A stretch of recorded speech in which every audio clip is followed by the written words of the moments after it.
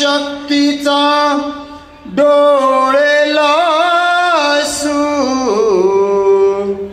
लागला ब्रह्मादिका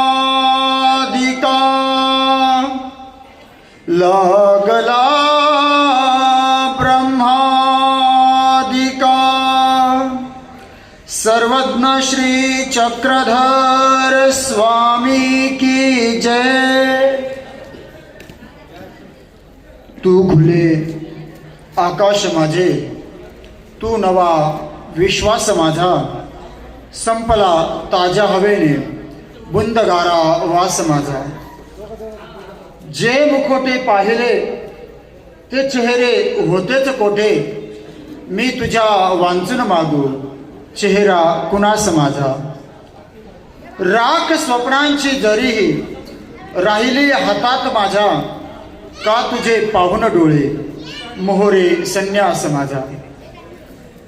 अनंत ब्रह्मांड नायक परब्रह्म परमेश्वर अवतार सर्वज्ञ श्री चक्रधर स्वामींच्या असीम कृपेने संपन्न होत असलेला हा श्रीकृष्ण दत्त मंदिर उद्घाटन सोहळा, तदंतर्गत मूर्ती स्थापना कलशारोहण आणि या कार्यक्रमाच्या निमित्ताने आयोजित केलेली विशाल अशी धर्मसभा, या धर्मसभेचे अध्यक्ष आदरणीय श्रद्धेय परमपूजनीय पट्टाधिष्ठित महदाचार्य ज्ञानमहर्षी उपाध्य कुलाचार्य श्री वर्धनस्थ बाबाजी, या संपूर्ण कार्यक्रमाचे मार्गदर्शक, अखिल पंथीयांचे मार्गदर्शक आदरणीय श्रद्धेय परमपूजनीय पट्टाधिष्ठित महंत उपाध्य अमनाय आचार्य धुळे निवासी श्री बाबाजी,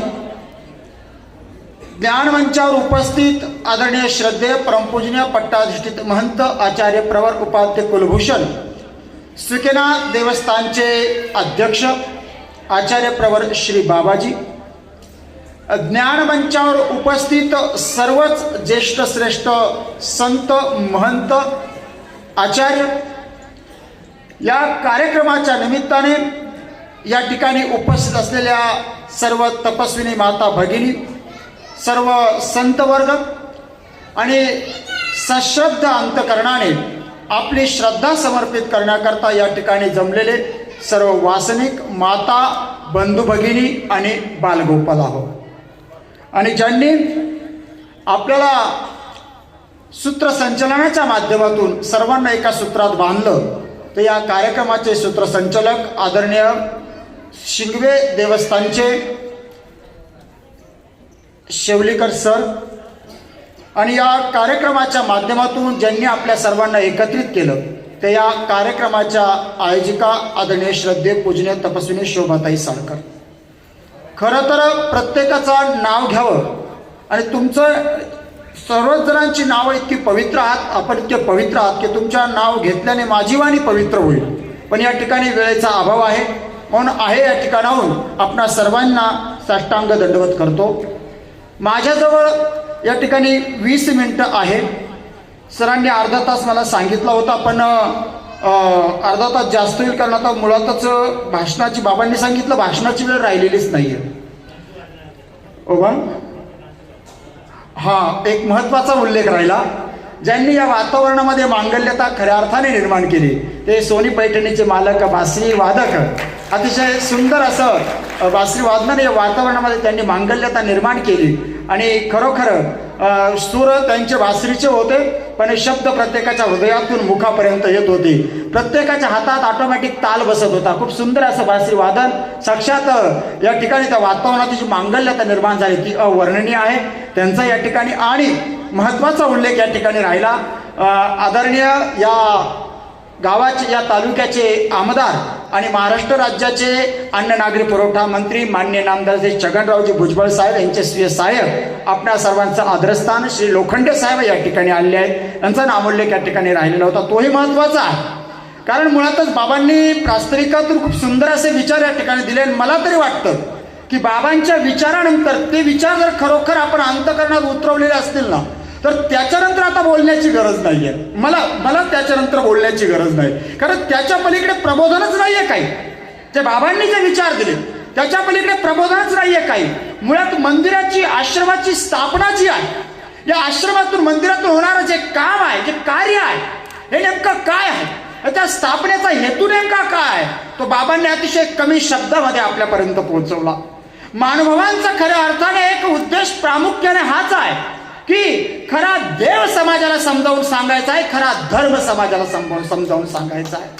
आणि मुळात हा जो समाज एक 800 वर्षापूर्वीच्या इतिहासात जर आपण गेलो, सर्वज्ञांनी अवतार धारण करण्याच्या अगोदरच्या परिस्थितीत जर आपण गेलो, तर त्यावेळेची परिस्थिती तीच होती की जी परिस्थिती भगवंताला अवतार घेण्याकरता कारणीभूत ठरते, तीच परिस्थिती महाराष्ट्रामध्ये झालेली होती.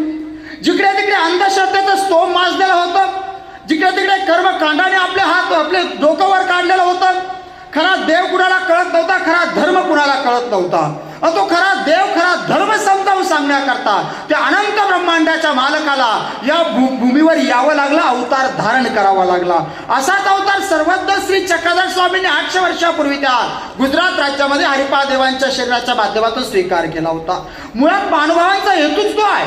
खरं ज्ञान काय आहे, खरा देव कोण आहे, हा समजावून सांगायचा. त्याकरता तर सगळा अट्टहास आहे. हे मंदिराच्या स्थापनेतून तेच काम होत आहे, आश्रमातून तेच काम होत आहे की ज्ञान सांगायचं आहे. जे जसं आहे ते तसं समाजाला सांगायचं आहे. आणि जोपर्यंत खरं ज्ञान आपल्यापर्यंत पोहोचत नाही, तोपर्यंत आपण खऱ्या अर्थाने मनुष्य म्हणूनही पूर्णपणे तयार होऊ शकत नाही. धार्मिक होणे ही पुढची पायरी आहे, आध्यात्मिक होणे ही पुढची पायरी आहे. त्याच्या अगोदरची पायरी आहे की आपल्याला अगोदर माणूस व्हावं लागेल. आणि ते माणूस होण्याचं केंद्र जर खऱ्या अर्थाने कुठे असेल तर मानव आश्रमांमधून ते काम प्रखरपणे मांडल्या जातं. प्रामुख्याने हेतू तो आहे. आमच्या या मानवपटनाचं कुठलंही आश्रम मंदिर असू द्या, कधीच तिथे सरळ उपदेश घेण्याचा आग्रह, तू लगेच अनुयायी हो, हा आग्रह कधीच केला जात नाही. सगळ्यात अगोदर हेच सांगितलं जातं की बाबा रे, तुला तुझ्या खानपानात बदल करावा लागेल, तुला तामस अन्नाचा त्याग करावा लागेल, अपेयाचा त्याग करावा लागेल, मांसाहाराचा त्याग करावा लागेल. याचा त्याग कर. का? तू मानवा हो म्हणून नाही, तू माणूस हो अगोदर. आणि माणूस होण्याकरता तुला या सगळ्या गोष्टीचा त्याग करून तुला तुझ्या हृदयामध्ये सात्विकता निर्माण करावी लागेल. आणि हे जेव्हा होईल तेव्हा तू माणूस होशील. माणूस घडवण्याचं केंद्र म्हणजे मानव पंथाची आश्रम आहेत, मंदिर आहेत. आणि तेच काम होत आलेलं आहे. तो नंतर उपदेश होतो, नंतर अनुयायी होतो, ही पुढची पायरी आहे. त्याच्या अगोदरची पायरी आहे. कारण आज जगाला खऱ्या अर्थाने गरज जर कशाची असेल, अगोदर माणसाची गरज आहे. माणूस भेटत नाही हो, माणूस सापडत नाही आपल्याला.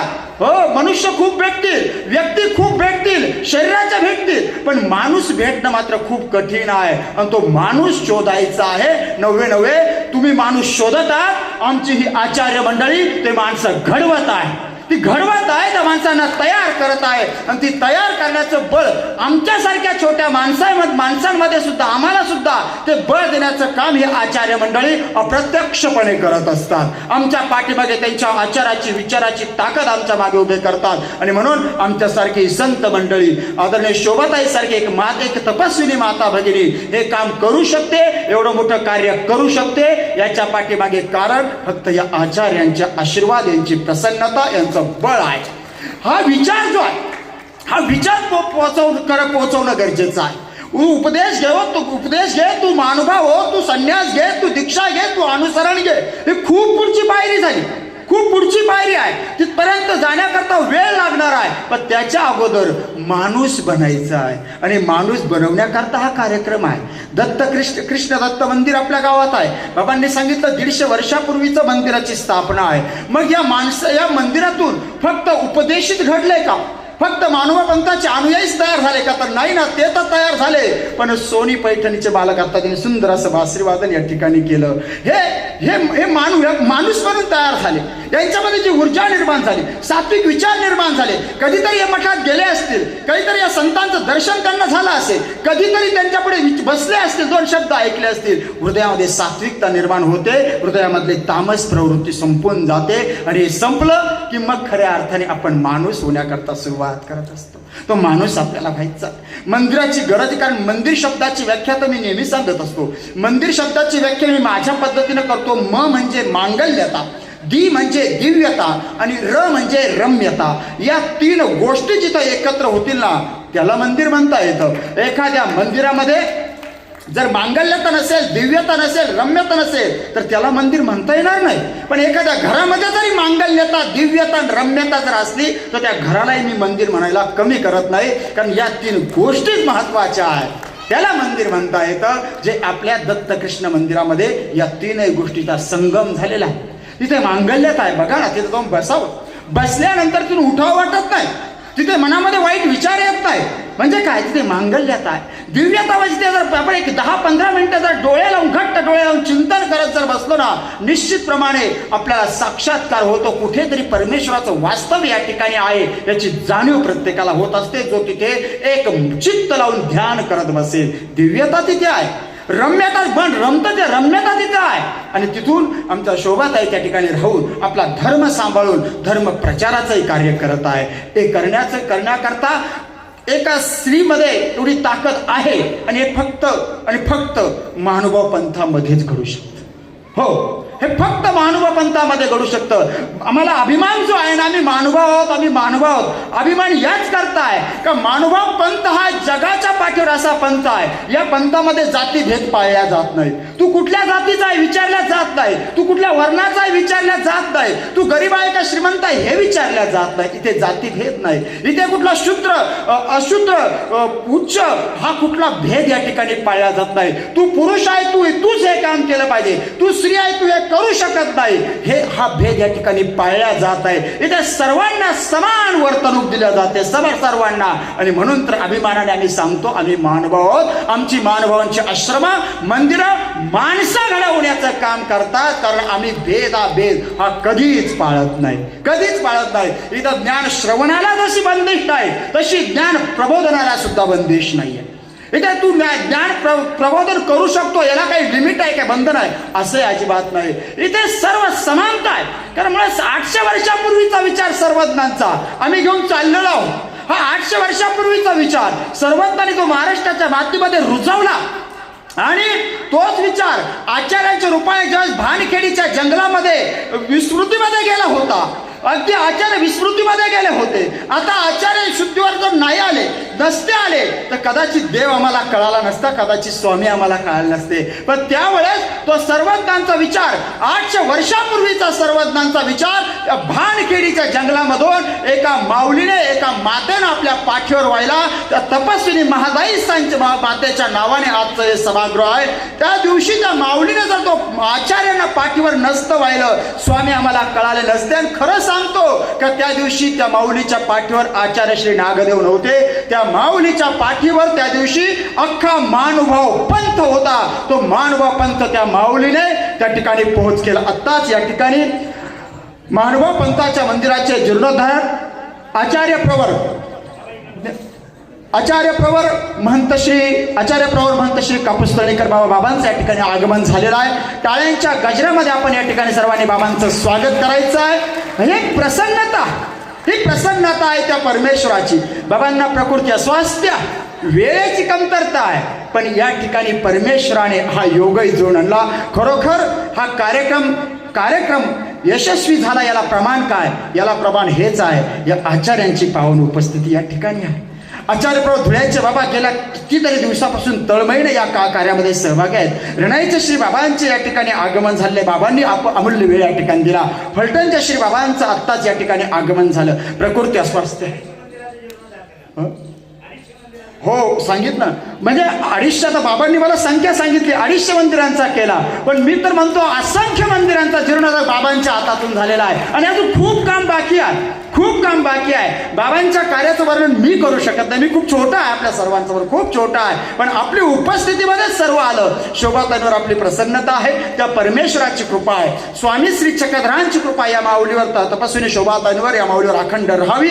या आचार्यांची प्रसन्नता या माऊलीला लाभावी आणि धर्म कार्य करण्याकरता आदरणीय आमच्या धर्मभगिनी तपस्विनी शोभाताईंना प्रभू श्री चक्रधराने कलियुगीचं संपूर्ण आयुष्य तेही निरोगी बहाल करावं, अशीच त्या परमेश्वराच्या श्रीचरणी प्रार्थना करून माझ्या लांबलेल्या विचारांना मी या ठिकाणी पूर्ण विराम देतो. कारण वेळ खूप झालेला आहे. बोलावं खूप वाटतं, पण बोलावं कुणा करता, या संत महात्म्यांकरता बोलावं एवढी माझी योग्यता नाही. आणि जमलेला हा सगळा वास्तविक वर्ग, एक 100% वास्तविक वर्ग, अगदी लोखंडे साहेबांपासून तर सर्वच जण अगदी मला व्यक्तिशः ओळखतात, पर्सनली ओळखतात, सर्वांशी माझा नेहमीचा संवाद आहे. त्यामुळे बोलावं तरी कुणा करता, म्हणून आपण सर्वच जण मला ऐकलेलं आहे. म्हणून जास्त वेळ मी या ठिकाणी न घेता माझा राहिलेला वेळ या ठिकाणी या धर्मसभेचे अध्यक्ष आचार्य प्रभू श्री बाबांच्या पवित्र करकमला त्या ठिकाणी समर्पित करून या ठिकाणी थांबतो.